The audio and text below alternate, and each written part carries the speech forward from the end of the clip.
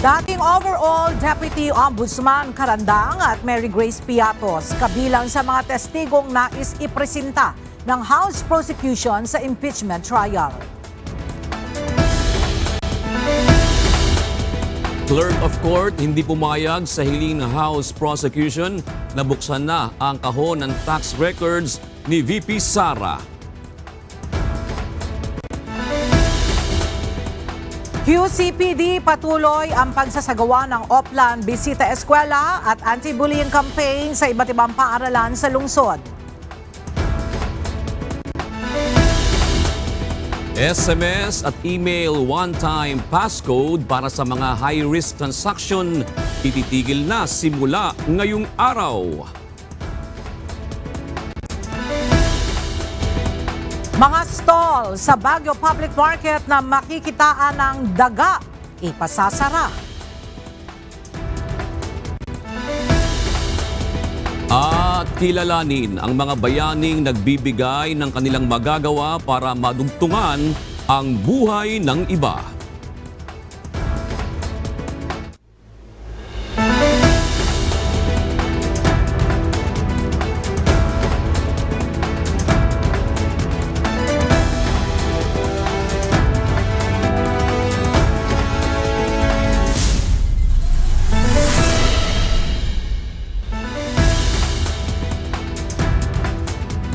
Magandang tanghali mga kasangbahay. Ngayon po ay araw ng Huwebes, June 25, 2026. Tayo po ay sabayang napapakinggan sa Radio La Verdad 1350, ang UNTV Radio. At una sa mga balita ngayong tanghali.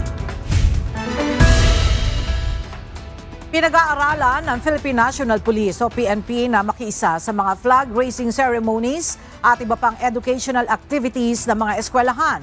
Ayon sa ahensya, makikipag-collaborate sila sa Department of Education kaugnay nito. Layunin nito na mas maging ligtas sa mga campus at mapigilan ang mga krimen. Nitong nakalipas na mga linggo, ilang mga insidente ng saksakan at pamamaril ang naiulat sa loob mismo ng mga paaralan. Patuloy ang isinasagawang Oplan Bisita Eskwela ng Quezon City Police District sa ilang mga paaralan sa lungsod upang mag-ikot at maghatid ng mga seminar laban sa bullying. At para sa detalye, narito ang report ni Mia Alonzo live.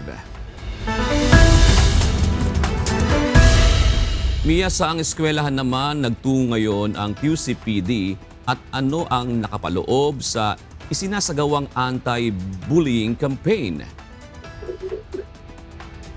Noon, magandang tanghali sa iyo. Kaninang umaga nagtungo nga yung mga kiyatawan ng Quezon City Police District sa Bagong Bayan Elementary School kung saan nakipag-ugnayan ng isa sa kinatawan ng QCPD para magsandakta nitong seminar ng anti-bullying campaign. Pero ngayong araw, narito tayo sa may Midis Elementary School dahil anumang oras ngayon o mamayang alas 12 hanggang alauna ay magsasagawa naman ng seminar ang QCPD dito sa paaralan.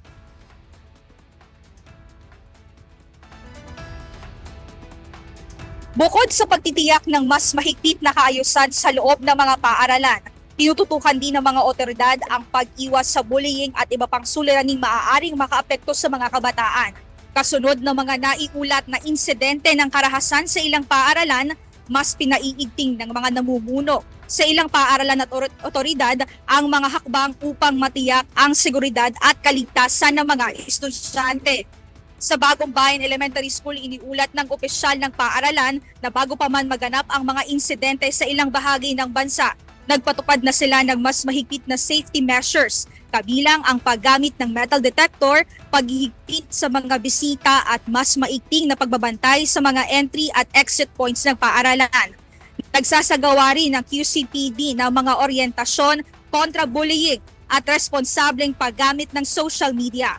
Ayon kay QCPD Police Station 12 Commander Police Lieutenant Colonel Maria Rosario Calusor, mahalagang maagang matugunan ang mga suliraning emosyonal at mental ng mga kabataan upang maiwasan ang mga insidenteng may kaugnayan sa karahasan sa loob ng paaralan. At the same time, we would like also to inform the community, the parents, the teachers in school, that yung learning ng bata is a shared responsibility. It's a shared responsibility. It starts from home. So sa bahay pa lang dapat na nakikita na, nalalaman na ng magulang kung may pinagdadaanan ba yung kanilang anak. And at the same time, pag pumasok naman sa school, yung teacher is sensible enough to assess the situation of the child. Nakapaloob sa seminar ng kontra-bullying ng QCPD ang paghikayat sa mga bata na magpaabot ng kanilang saloobin o magkwento sa kanilang sa pamamagitan ng bukas na talakayan. Tinalakay din sa orientation ang posibleng epekto ng karahasan at iba pang mga content online at pinapayuhan ang mga bata na piliin ang mga dapat panoorin at tularan sa internet. sa internet.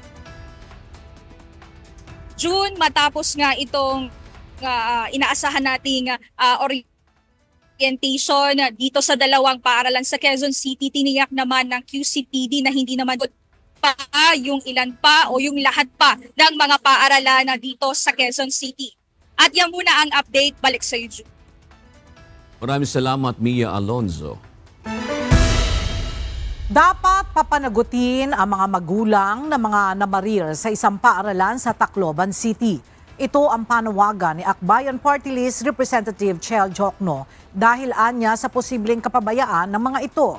May ulat si Rosalie Coz. Dapat mas mabigat ang parusa sa mga nagpahintulot na mangyari ang trahedya sa San Jose National High School sa Tacloban City. 3 estudyante ang nasawi sa pamaril ng 2 menor de edad sa insidente. Ayon kay Akbayan Party List Representative Chel Jokno, hindi mangyayari ang trahedya kung hindi nakarating ang mga baril sa kamay ng mga bata. Dapat anyang parusahan ang mga matatandang nagpabaya. Samantala, inihain ni FPJ Panday Bayanihan Party List Representative Brian Poe ang House Resolution No. 1147. Layo nitong utusan ng House Committee on Basic Education and Culture sa pakikipag-ugnayan sa Committees on Welfare and Children and Health na magsagawa ng investigasyon kung naipatutupad ba ang mga batas at pulisiya sa pagpapanatili ng kaligtasan sa mga eskwelahan, anti-bullying at iba pa. Ayon sa kongresista, mayroong mga batas na idinisenyo upang protektahan ang mga anak. Anya, ang tanong, tunay bang naipadala at naipatupad ang mga proteksyong ito sa mga paaralan kung kailan sila higit na kinakailangan? Nauna namang inihain ni Manila 2nd District Representative Rolando Valeriano ang House Resolution No. 1146. Ito ay upang imbestigahan ang mga karahasan sa paaralan kabilang na ang nangyaring pamaril sa Tacloban. May plano ring maghain ng katulad na resolusyon ang makabayan lawmakers. Rosalie Coz, UNTV News and Rescue. Diyos ang aming sandigan, serbisyo publiko ang aming pinahahalagahan. Naniniwala ang isang policy analyst na hindi kailangan ng mga bagong batas upang mabantayang mabuti ang kapakanan ng mga kabataan. Ayon kay Attorney Michael Yusinko, isang policy analyst, kailangan mapalakas ang mga umiiral na batas sa bansa. Anya, may problema ang pamahalaan sa pagtutok sa kapakanan ng mga estudyante. Kaya't napapanahon na upang maalarma ang gobyerno sa sunod-sunod na karahasan na nangyayari na kinasasangkutan ng mga kabataan. Malacanang should make sure that this is the narrative that we should all be focusing on. What are we going to do to preserve the welfare or promote the welfare of our learners? Bukod sa seguridad, malaking usapin rin para kay Attorney Yusinko ang kalidad ng edukasyon na natututunan ng mga kabataan. Ang dapat na nananaig sa usapin dito is paano ba natin tutugunan yung mga problema ng mga kabataan natin sa loob ng paaralan. So isa lang doon yung seguridad, right? Meron din dyan yung nutrition. Meron din dyan yung ano ba yung natututunan nila? Sino ba nagtuturo sa kanila? Nakasaad sa ulat ng Philippine Institute for Development Studies ang learning crisis na kinakaharap ng bansa. Batay sa World Bank 2022 report, 9 sa 10 Pilipino ang hindi nakakabasa at nakakaunawa ng isang simpleng text na angkop sa kanilang edad na 10 taong gulang. Sa kabila nito, binigyang punto ni Attorney Yusinko na ang pangangalaga sa kapakanan ng mga kabataang estudyante ay hindi lamang obligasyon ng gobyerno, kundi malaki rin ang pananagutan dito ng mga magulang o guardians. Kikita na nga natin na yung mga nangyayari sa learners natin sa loob ng bahay nila, relevant din, napaka-importante din dun sa welfare nila.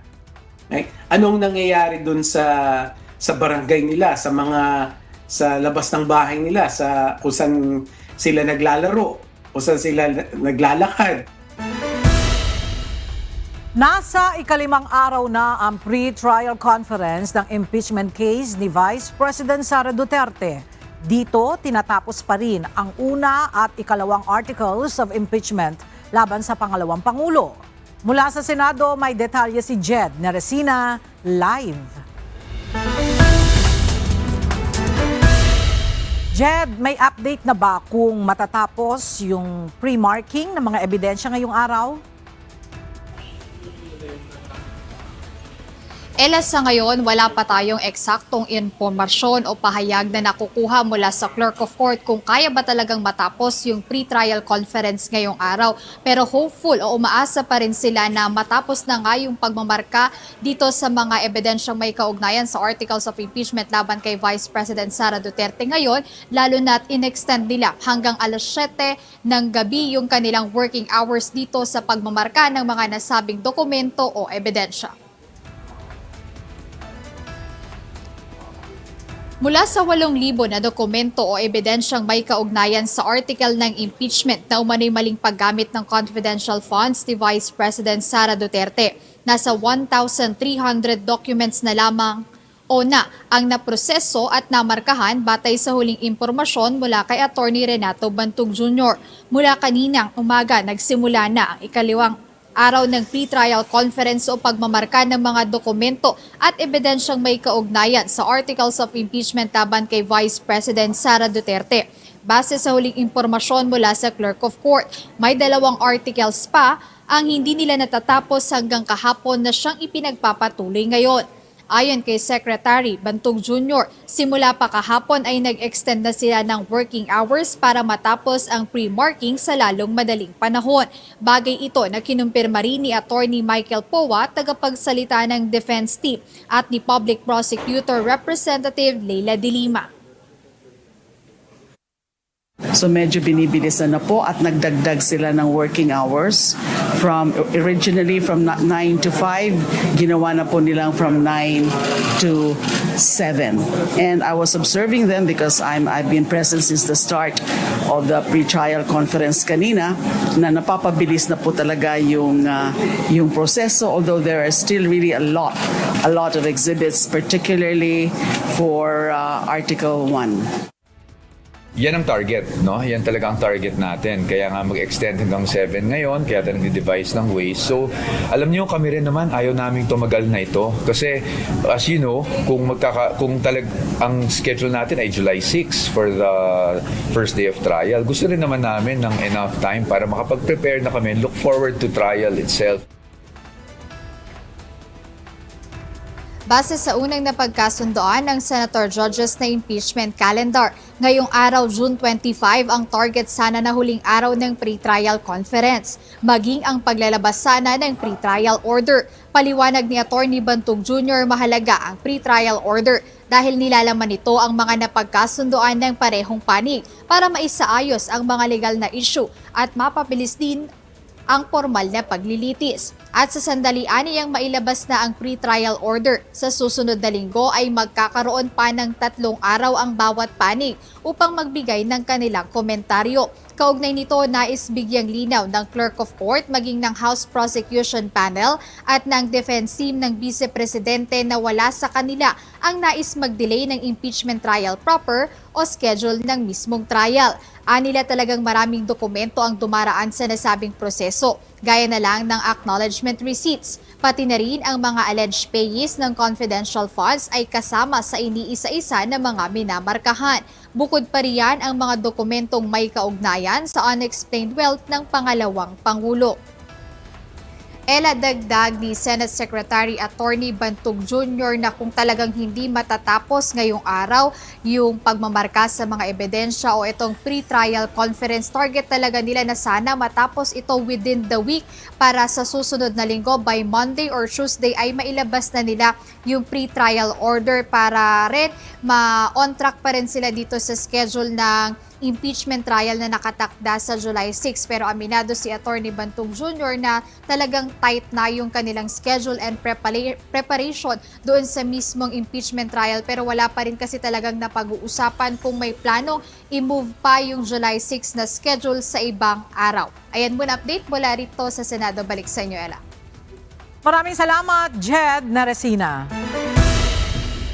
Hindi pumayag ang Clerk of Court sa hiling ng House Prosecution Panel na buksan na ang kahon mula sa Bureau of Internal Revenue o BIR na may kaugnayan kay Vice President Sara Duterte. Anila, wala sa kanila ang pagpapasya nito kundi sa impeachment court. Nagbabalik si Jed Neresina. Mananatiling selyado muna ang kahon mula sa Bureau of Internal Revenue o BIR na naglalaman ng tax records ni Vice President Sara Duterte at asawa nitong si Atty. Manas Descarpio. Ito ang inihayag ni Senate Secretary at Clerk of Court na si Atty. Renato Bantog Jr. nang matanong tungkol sa naging hiling ng House Prosecution Panel na buksan ang nasabing box. Ang naturang kahon ay hindi binuksan noon sa pagdinig ng House Justice Committee dahil sa non-disclosure provision sa National Internal Revenue Code. I wouldn't want to preempt any decision on that. There's no set and definite rule for that, but it's something that I would need to discuss with the Senate President, and I'm sure he would also consult the other members of the Senate on how to best address that issue of that box. Paliwanag ni Atty. Bantog Jr., ipapaalam niya muna sa impeachment court ang nasabing manifestation ng prosecutors at nasa pagpapasya na ng korte kung bubuksan ito bago pa man magsimula ang paglilitis sa pangalawang Pangulo sa July 6. If you ask me as clerk of court, sa akin box pa rin lang siya. Because its opening and the pre-marking of its contents is something that would have to be decided by the impeachment court. Whether they will decide before the convening or they will wait for the convening is an open question right now. Gayunpaman nilinaw ng Clerk of Court na kung hindi ito agad madesisyonan ng impeachment court, ay maaari pa rin naman itong buksan at markahan kahit nagsimula na ang trial proper. Ngunit sa ngayon ay hindi ito maaaring galawin hanggat walang go signal mula sa mismong impeachment court. The present status is that we have a box that is sealed, its contents unknown. To me, it's something that can be resolved by the court later on. Sa kabila ng mga ito, iniulat ni Atty. Bantog Jr. na bumilis ang progreso ng pre-trial conference matapos nilang magdagdag ng team para sa document marking. Umaasa sila maging ang prosecutors at defense na matatapos ito ngayong araw June 25 upang mailabas na rin nila hanggang sa susunod na linggo ang pre-trial order. Jed Neresina, UNTV News and Rescue. Diyos ang aming sandigan, serbisyo publiko ang aming pinahahalagahan.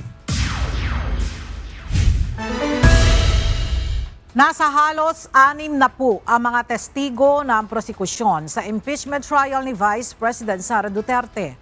Kabilang dito si dating overall Deputy Ombudsman Melchor Arthur Carandang at isang kabilang sa mga umunoy mabahaginan ng confidential fund ng pangalawang Pangulo. Si Mary Grace Piatos ang nasa isang listahan ng mga testigong ipipresenta ng House Prosecution Panel sa paglilitis kay Vice President Sara Duterte. Ang detalya hatid ni Rosalie Coz live. Rosalie, sino itong testigo na nakatanggap umano ng confidential fund at ano naman ang dahilan ng pagkakasama ni dating overall Deputy Ombudsman Carandang sa mga nais maging testigo ng prosekusyon sa impeachment trial. Ella, nasa kabuang 57 yung testigong nais ipresenta ng House Prosecution Team para sa paglilitis kay Vice President Sara Duterte. Kabilang dito, sina dating Overall Deputy Ombudsman Melchor Arthur Carandang at isang nagngangalang Mary Grace Piatos na isa umano sa mga nakatanggap ng confidential fund ng Office of the Vice President. Ayon ito sa kopya ng pre-trial brief ng prosekusyon na nakuha ng UNTV News mula sa isang katiwa-tiwalang source. Layo naman ang gagawing pagpresenta ng prosekusyon kay Carandang na patunayan ang ginawa nitong investigasyon sa bank accounts at transactions ni na VP Duterte at ama nitong si dating Pangulong Rodrigo Duterte. Gayon din upang matukoy ang resulta ng ginawa nitong investigasyon. Pinatawan ng dismissal ng Administrasyong Duterte si dating Overall Deputy Ombudsman Carandang noong 2018 matapos nitong ihayag yung ginawa nitong bank investigation kay dating Pangulong Duterte. Pero kalaunan, nagdesisyon ng Korte Suprema na walang otoridad ang dating Pangulong Duterte para i-dismiss si Carandang. Nakalista rin bilang testigo ng prosekusyon para sa impeachment trial ang isang nagngangalang Mary Grace Piatos para makatestify kaugnay naman ng resibo ng confidential funds. 62 trial dates yung hinihiling ng prosekusyon para maipresenta ang lahat nilang mga testigo at documentary evidence. Balik sa iyo, Ella.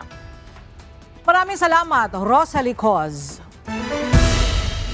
Hindi pa rin nakatutugon sa patawag ng National Bureau of Investigation si dating Office of the Senate Sergeant-at-Arms Mau Aplasca ayon kay NBI Director Melvin Matibag. Kaugnay ito ng shooting incident sa Senado noong May 13 at umano'y pagtakas ni Senator Ronald Bato de la Rosa mula sa Senado noong madaling araw ng May 14. Sa ngayon, may binuong panel of prosecutors na ang Department of Justice na siyang nangangasiwa sa investigasyon sa naturang insidente. Wala kaming minano ng schedule, binibigay nga. Voluntarily and give a statement, we will more than willing to do so. Pero in the meantime, we have submitted a report to the Department of Justice for their proper disposal. At lahat kami ng involved na doon sa Senate, hindi lang nung May 13, pati yung May 11, was already interviewed by the panel of DOJ. So we cooperated on that and we leave it to the DOJ kung what will be their recommendation and findings. Samantala, ipinasusubpina na ng NBI ang Chief of Police ng Pasay City na si Police Colonel Joselito De Sesto, ang Deputy Chief of Staff ni Senator Robin Padilla na si Jean Robles at ang tiyuhin ni Senator Padilla na si Virgilio Carino kaugnay ng umano'y pagtakas ni Senator De La Rosa. Tiniyak ng NBI na tuloy-tuloy din ang kanilang ginagawang monitoring sa mga posibleng lugar kung saan nagtatago ang senador. Manatili kayong nakatutok sa UNTV, magbabalik pa ang C-News. Nagbabalik ang C-News.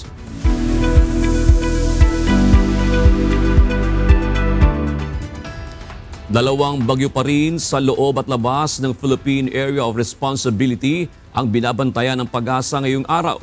Ang severe tropical storm Francisco na nasa loob ng PAR, inaasahang lalabas na mamayang hapon. Samantala, ang bagyong may international name na Igos ay posibleng pumasok sa loob ng PAR mamayang gabi pero agad din namang lalabas bukas. Pakinggan natin ang weather update ng Pag-asa mula sa kanilang weather specialist na si John Manalo.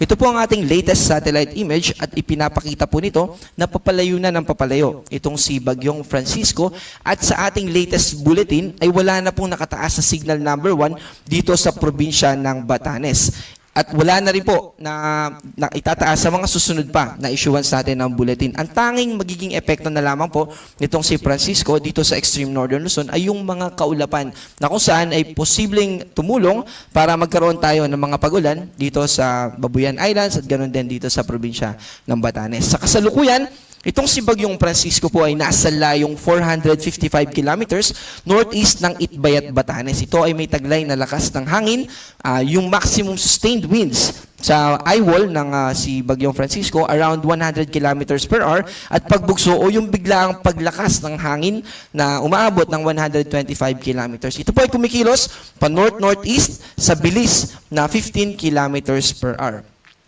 Bahagya pong mas bumilis yung pagkilos nitong si Bagyong Francisco, kaya naman mas mapapaaga din yung paglabas ito ng Philippine Area of Responsibility. From 10 kilometers per hour, ngayon po ay 15 kilometers per hour na ito. At dahil po dito ay posible ngayong tanghali o ngayong hapon ay lalabas na po itong si Bagyong Francisco sa Philippine Area of Responsibility at mababawasan na po yung magiging epekto niya sa anumang parte ng ating bansa. Magsiganon pa man, may mga areas pa rin po na posibleng makaranas ng pagbugso ng hangin. Kasama po dito yung malaking bahagi ng Luzon. May mga pagbugso po. Kasama po dito yung Metro Manila. Ganun din sa Panay Islands, Negros Occidental at Northern Samar. Magpapatuloy po yung ganitong mga pagbugso ng hangin hanggang bukas. Pero by Saturday, mas mababawasan na po yung makakaranas ng mga pagbugso ng hangin na ito na magiging limitado na lang dito sa probinsya ng Batanes, Ilocos Norte, Ilocos Sur, Pangasinan, Zambales, Bataan at Lubang Islands. May nakataas pa rin po tayo na weather advisory o babala patungkol sa potensyal na malalakas na pagulan, at least 50 millimeters, 50 to 100 millimeters. By the way, yung value na ito po yung accumulated or yung total amount ng pagulan within the next 24 hours. Simula 11 a.m. ngayong umaga hanggang bukas ng 11 a.m. Ibig sabihin din po ng yellow sa ating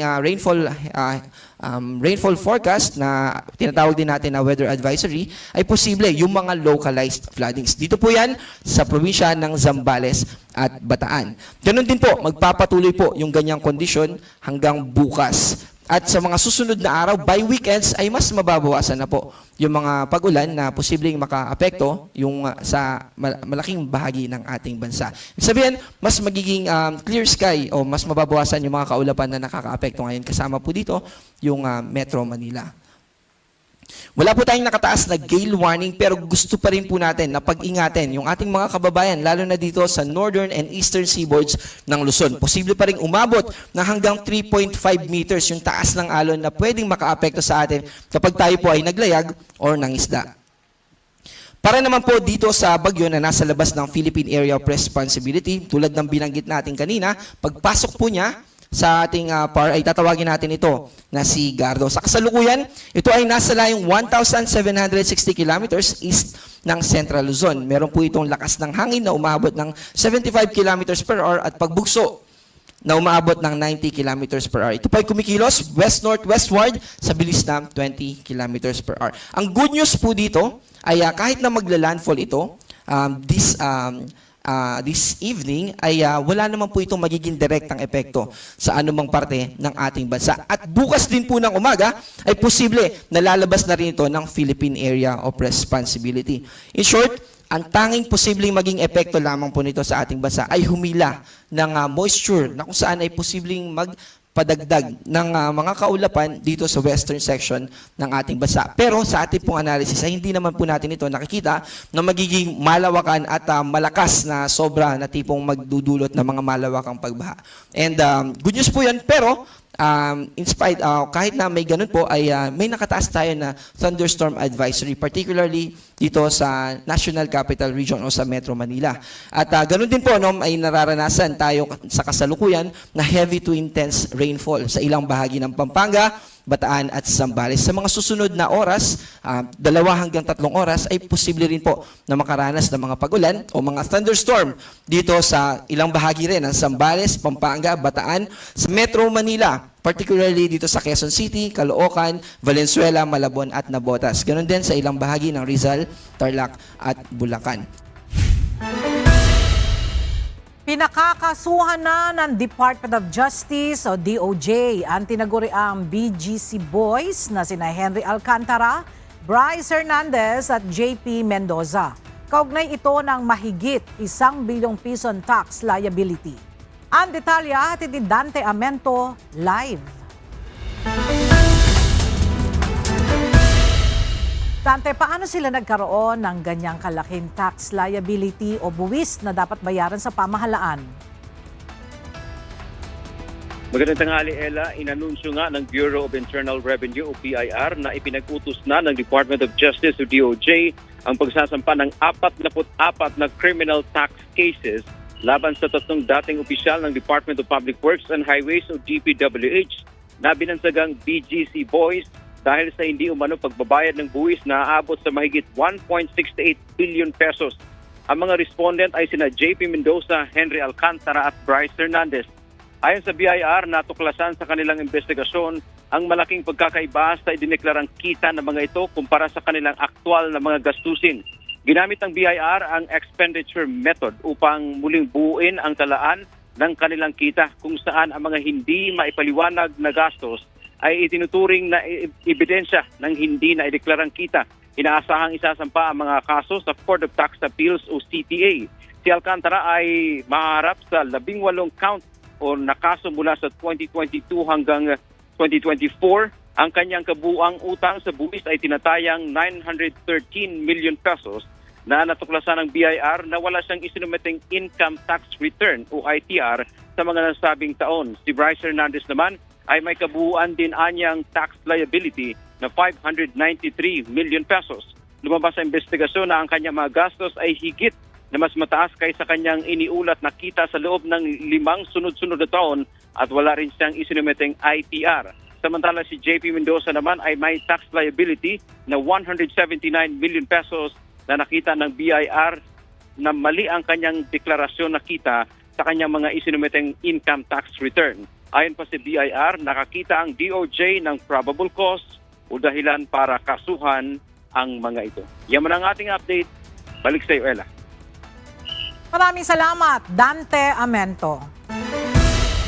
Mariing itinanggi ni Senator Francis Chis Escudero ang paratang ng 18 dating sundalo na isa siya sa mga tumanggap umano ng maletang naglalaman ng pera na kickback mula sa mga maanumalyang flood control projects. Sa kanyang podcast, sinabi ni Senator Chis na hindi na niya ikinagulat ang pagdadawit sa kanya sa usapin dahil naniniwala siyang bahagi lamang anya ito ng tapunan ng putik sa politika.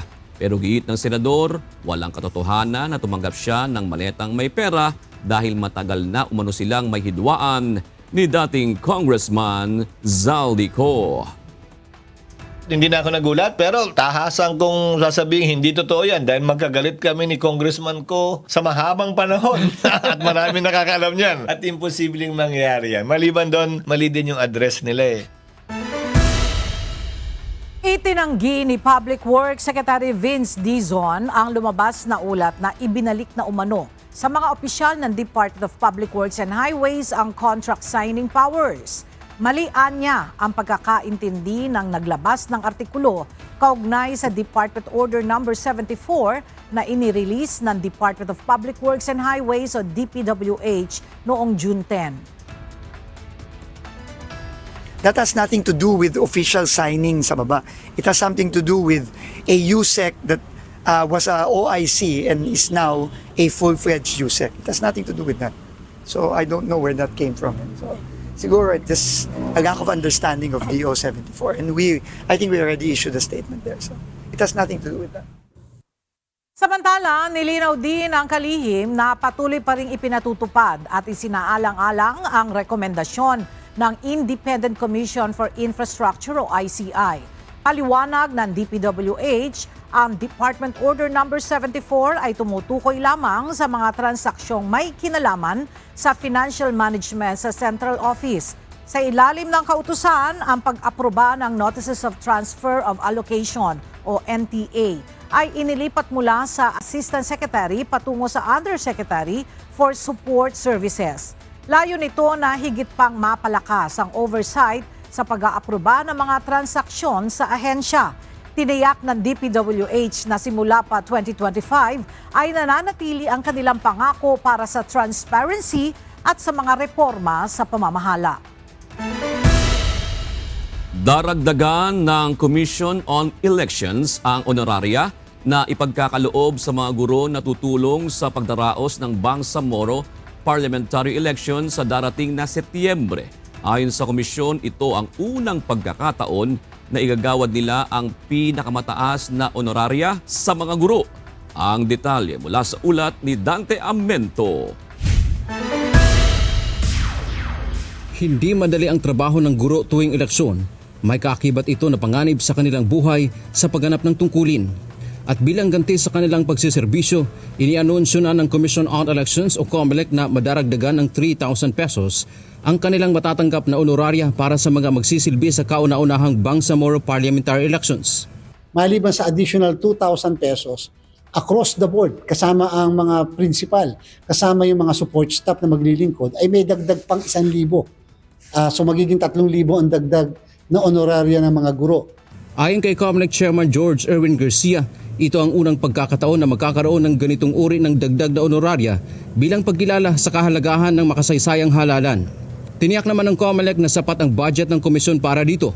So first time po may ganyan, sapagkat una gusto po naming bigyan ng karampatan naman lang na matatanggap ang mga guro, lalo pa na ito'y kauna-unahang parliamentary election. Bukod sa usapin na bayad, patuloy din ang monitoring ng COMELEC sa kalagayan at integridad ng mga school building sa Bangsamoro upang masiguro na ligtas ang mga ito para sa mga guro at butante sa araw ng halalan. Dante Amento, UNTV, News and Rescue. Diyos ang aming sandigan, serbisyo publiko ang aming pinahahalagahan. Hindi na maaaring gamitin ang SMS at email one-time password o OTP para sa mga high-risk na online financial transactions simula ngayong araw, June 25. Ayon sa Bangko Sentral ng Pilipinas, papalitan ito ng mas matitibay na paraan ng pagberipika tulad ng biometrics at iba pang advanced authentication systems. Saklaw ng bagong patakaran ang mga malalaking bangko, digital banks at ang ilang e-wallet operators na may mataas na bilang ng online transaction. Layunin ng BSP na mas maprotektahan ang mga customer laban sa panloloko at mapanatili ang kaligtasan ng digital payment system sa bansa.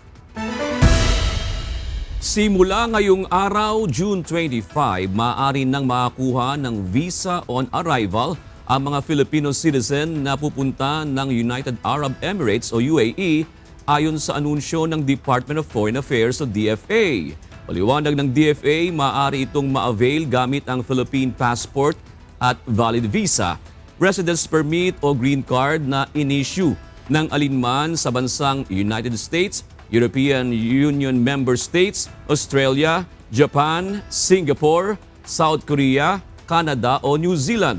Nasa 100 dirhams o katumbas ng mahigit 1,600 pesos ang halaga ng 14 na araw na pagstay sa UAE at 250 dirhams o katumbas ng mahigit sa 4,000 pesos naman kung magtatagal sa loob ng 60 araw.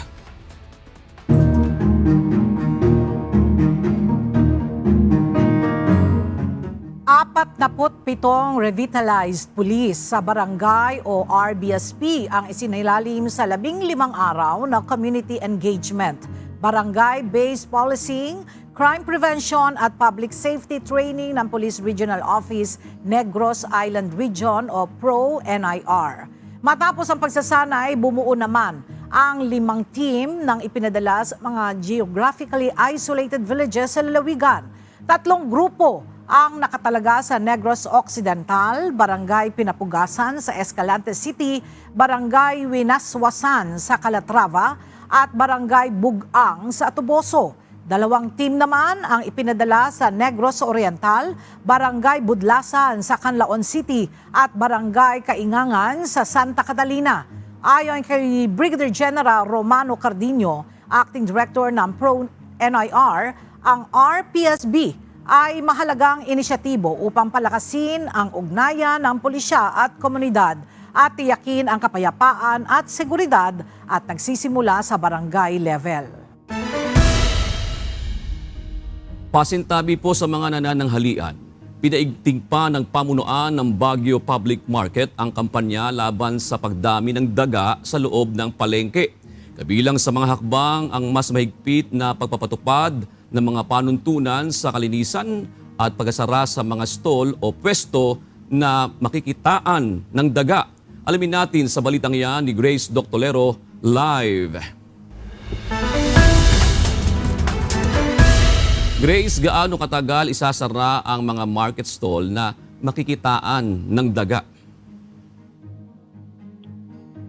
Yes, June, nasa isang linggo posibleng ang ipasara ng pansamantalang ilang bahagi ng Baguio Public Market na makikita ang may matinding rat infestation bilang bahagi ng mas pinalakas na kampanya ng pamahalang lungsod laban sa pagdami ng mga daga sa palengke. Layunin nitong mapanatili ang kalinisan at kaligtasan ng mga mamimili at vendors sa pinakamalaking pamilihan sa lungsod. Kabilang sa mga isinasagawang aksyon ang araw-araw na paglilinis at flashing at sa iba't ibang bahagi ng pamilihan, lalo na sa mga lugar na madalas maipon ang basura at mga tirang pagkain. Ayon kay Market Supervisor Cesar Emilio, tututukan ang kanilang pagmamando sa wet market at iba pang mga seksyon ng madalas pamugaran ng mga peste. Kaya talagang hinihigpitan natin sila na sinasabi natin sa kanila na kalinisan ay dapat tuparin dyan sa ating sections. Binigyang din nito na mahalaga ang aktibong kooperasyon ng mga vendor sa pagpapanatili ng kalinisan sa kanilang mga pwesto. Anila, ang hindi wastong pagtatapon ng basura at mga tirang pagkain ang isa sa mga pangunahing dahilan kung bakit patuloy na dumarami ang mga daga sa palengke. Sa kabila ng mga regular na clearing operations, nananatili pa ring hamon ang suliranin dahil may mga daga ring nagmumula sa mga kalapit na lugar at dumadaan sa mga drainage system. Well, dito sa directive ni Mayor na once na may nakita diyang daga ay ipapasara for 1 week rat infestation, we are going to follow that and we are going to tell our constituents, our vendors na talagang i-implement natin yon.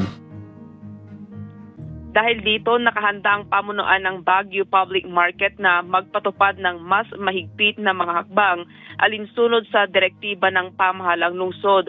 Kabilang dito ang posibleng pansamantalang pagpapasara ng hanggang 1 linggo sa mga bahagi ng palengke na makikita ang may rat infestation upang maisagawa ang masusing paglilinis, disinfection at pest control operations. June, umaasa naman ang pamunuan ng palengke na sa pamamagitan ng mas mahigpit na pagpapatupad ng mga panuntunan at pakikiisa ng mga vendor, mababawasan ang problema sa mga taga at mapapanatiling malinis, ligtas at maayos ang Baguio Public Market para sa mga mamimili. Yan muna ang balita. Balik sa iyo, June. Maraming salamat, Grace Doctolero. Patuloy ang pagdagsa ng mga kalahok sa isinasagawang multisectoral rally para sa ganap na pagpapatupad ng Comprehensive Agreement on the Bangsamoro o CAB. Sa pinakahuling tala, tinatayang mahigit 70,000 supporters ang nakikiisa sa pagkilos bilang pagpapakita ng suporta para sa kapayapaan at pagkakaisa sa Bangsamoro. Layunin ng pagkilos na ipahayag ang malawak na suporta para sa ganap na pagtupad sa mga nakasaad na kasunduan sa ilalim ng CAB na itinuturing na mahalagang hakbang sa pagpapatibay ng kapayapaan at kaunlaran sa Bangsamoro. Ipinakita rin ang pagkilos ang pagkakaisa ng iba't ibang sektor na nagnanais na maisakatuparan ng buo ang mga napagkasunduan para sa rehiyon. Patuloy namang binabantayan ng mga otoridad ang sitwasyon upang matiyak ang kaayusan at kaligtasan ng mga kalahok habang isinasagawa ang aktibidad.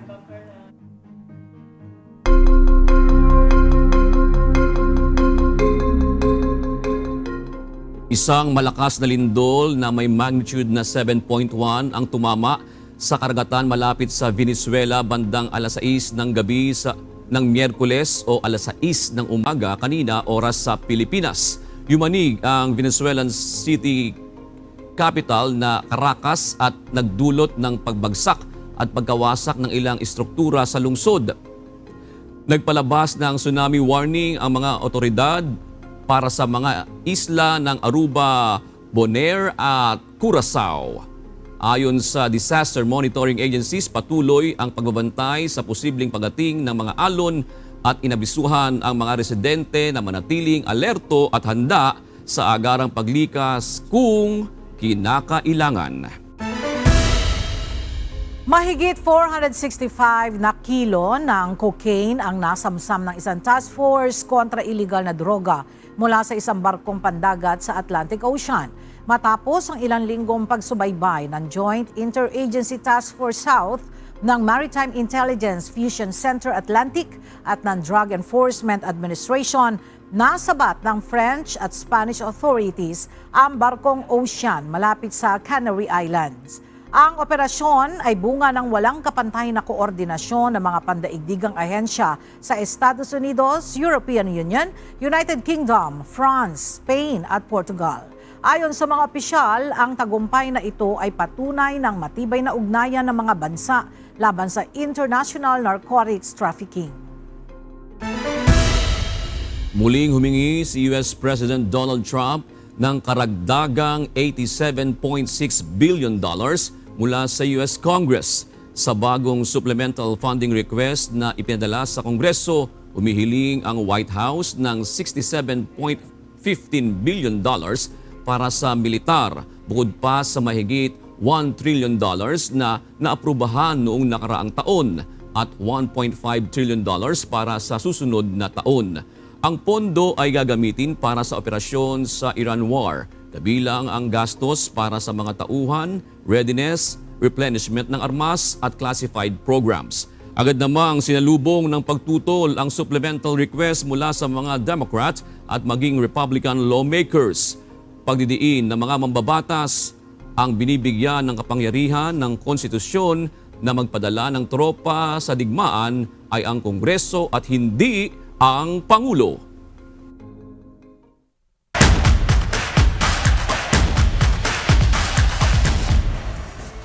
Sa pagpapatuloy ng humihigpit at umiinit na labanan sa UNTV Volleyball League Season 4, umarangkada na sa final round ang PhilHealth Health Insurers at BFP Lady Firefighters matapos ma-secure ng health insurers ang panalo sa huling araw ng semifinals kahapon.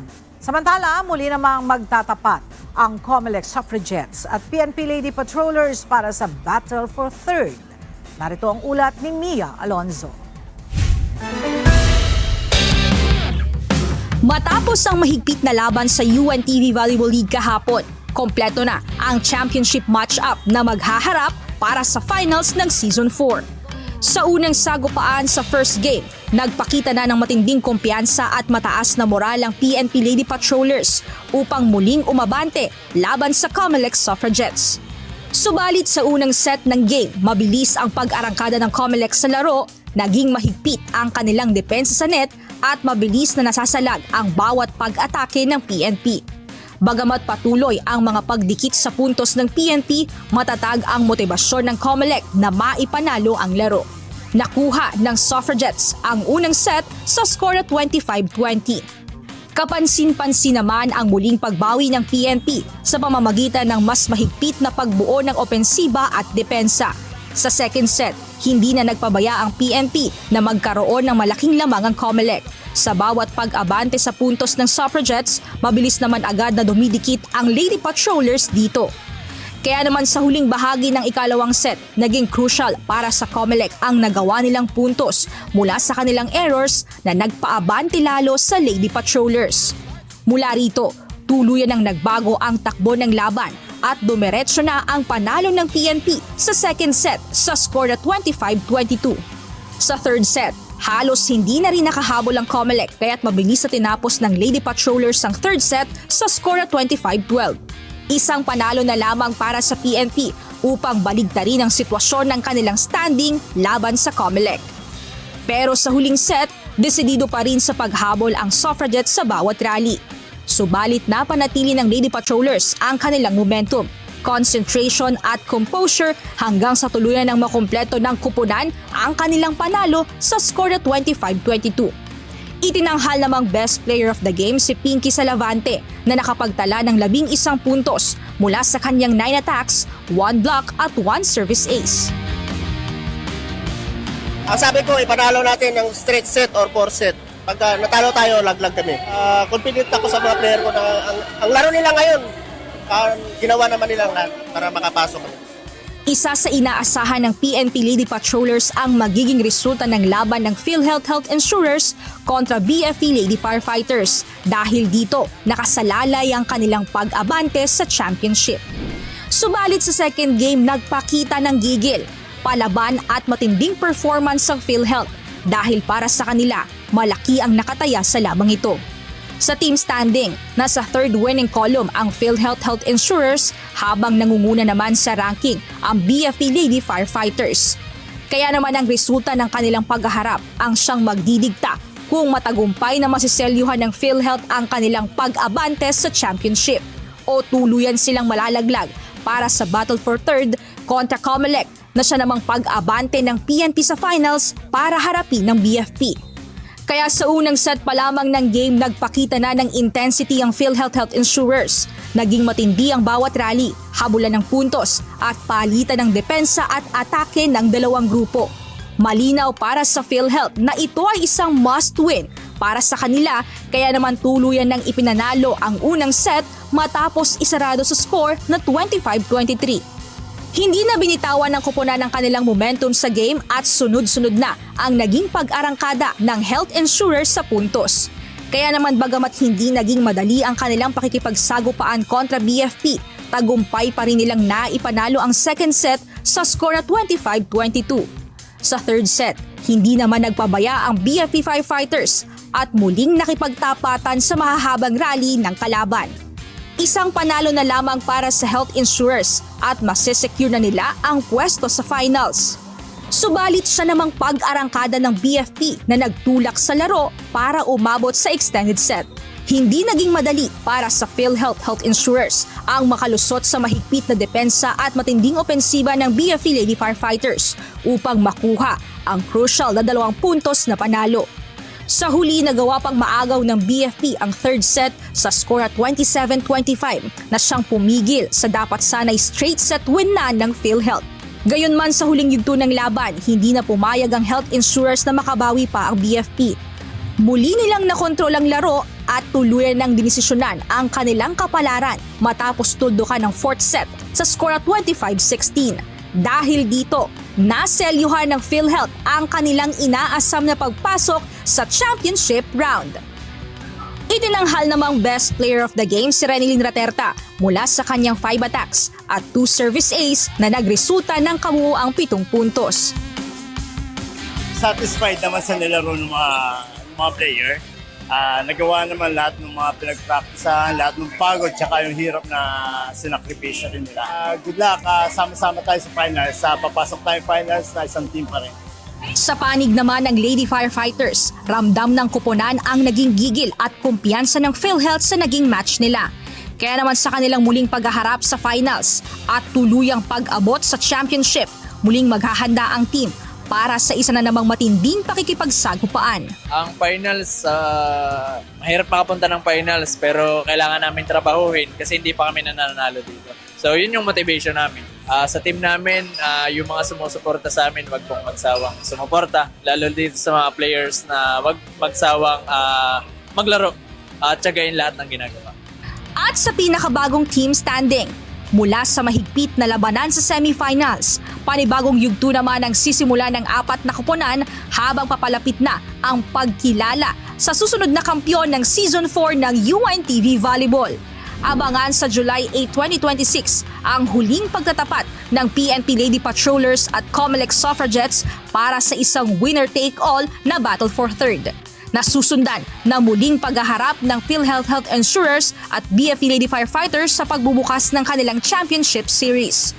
Tutukan ang kaabang-abang at humihigpit na paghaharap ng mga natitirang koponan sa nag-iisang liga ng public servants.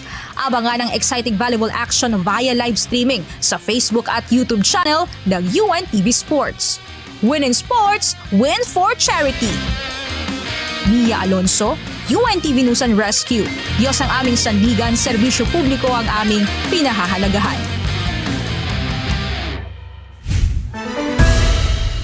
Pasok sa doubles quarterfinals ng Bad Homburg Open sa Germany ang Filipina tennis ace na si Alex Ayala at tennis legend Venus Williams. Ito'y matapos nilang talunin sa first round sina Alexandra Osborne at Catherine Harrison sa score na 6-3 at 6-4. Sunod nilang kakalabanin ang second-seeded pair na sina Teresa Mihalikova at Olivia Nichols.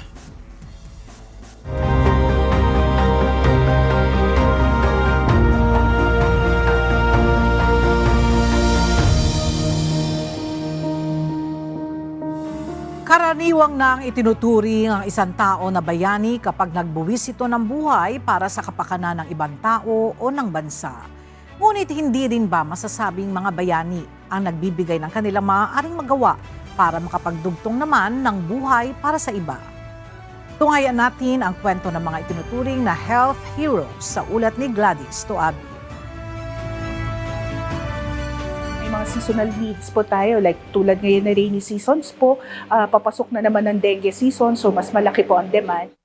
Patuloy na tumataas ang pangangailangan sa dugo sa mga ospital dahil sa mga emergency cases, operasyon, mga pasyenteng may cancer, dialysis at iba pang karamdaman. Ayon kay Dr. Aurelia Navarro ng Baguio General Hospital and Medical Center Blood Bank Center, lalong tumataas ang demand sa dugo tuwing panahon ng tag-ulan dahil sa pagdami ng mga kaso ng dengue at iba pang sakit.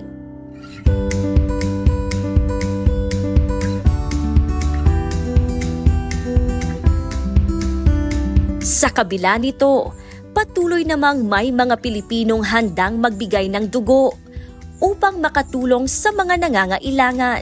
Sa isinagawang simultaneous blood donation activity ng MCGI sa iba't ibang bahagi ng bansa, kapansin-pansin ang pagdami ng mga first-time blood donors. Marami sa kanila ang umaming kinabahan sa una, ngunit hindi ito naging hadlang upang makibahagi sa adhikaing makapagligtas ng buhay. Guminhawa po yung aking pakiramdam. Bilang first-timer, ang dugo po ay buhay. Bawat patak po ng dugo, pag-asa ng iba. Isang kagalakan po sa akin na makapag-donate ng dugo.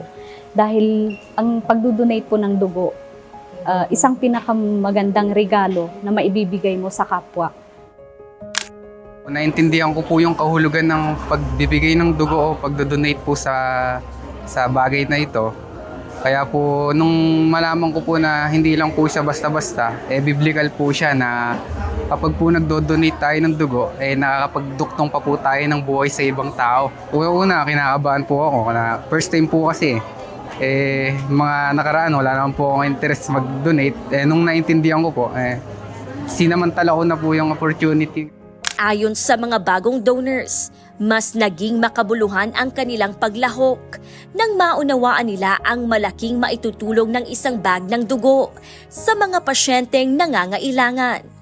Para naman kina Ramel Trino at Jeriel Gariba, napalitan ng kasiyahan ang kanilang kaba nang maisip nilang maaari silang maging dahilan upang may mailigtas na buhay.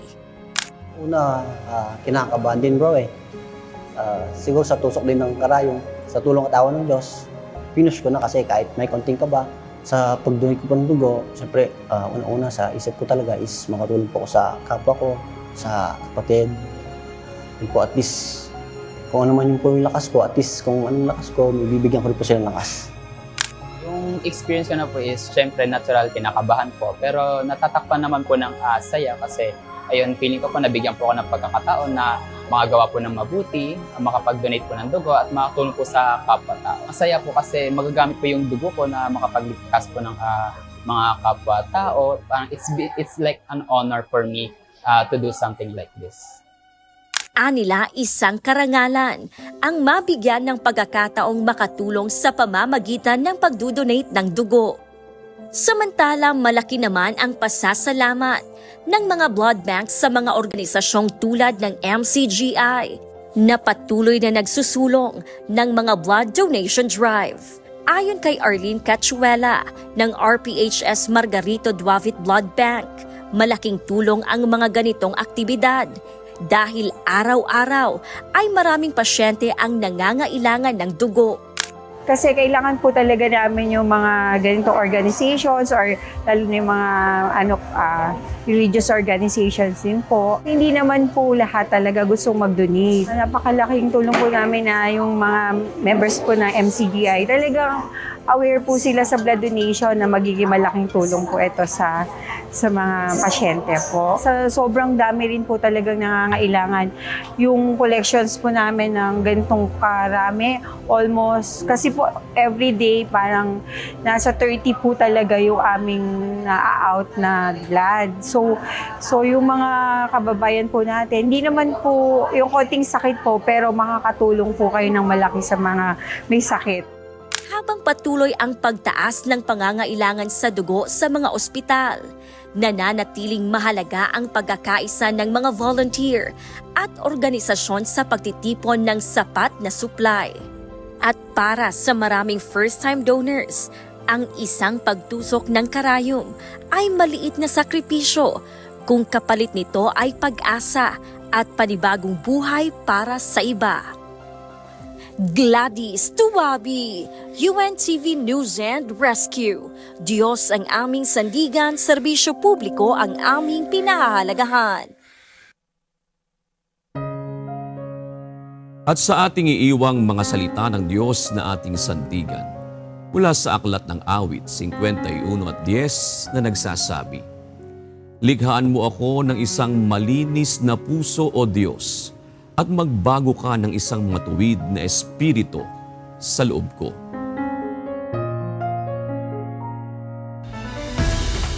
At yan ang mga balitang aming tinutukan at inaksyonan dahil sa aming pagbabalita, una ang pagkalinga sa kapwa.